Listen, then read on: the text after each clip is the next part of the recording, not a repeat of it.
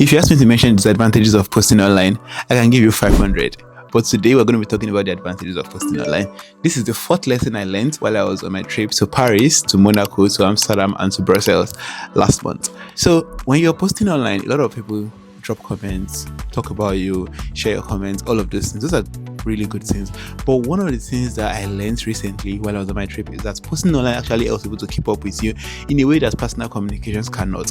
So while I was in the south of France, I stayed with one of my friends. We're not like the closest of friends. I had not seen him in 5 years.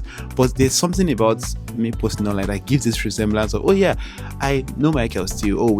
I know what's going on in his life. Even though we've not spoken in like 6 months, I have a sense of what's going on in his life because he talks about that on his Instagram.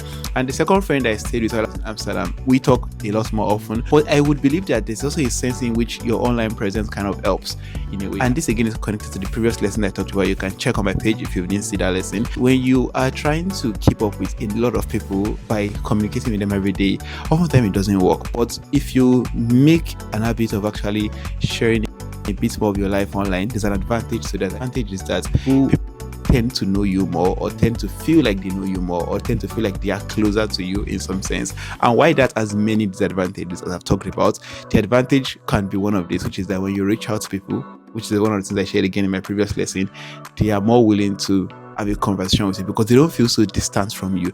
Not because you guys are talking every day, but because maybe you spoke once or twice, but then they've kept in touch by watching your stories or by viewing your WhatsApp status, whatever the case may be. So yeah, many disadvantages of posting online. What is an advantage for you? So if you're someone who's considering like sharing more of your life online, yeah, that could probably be the push that you need. Bye.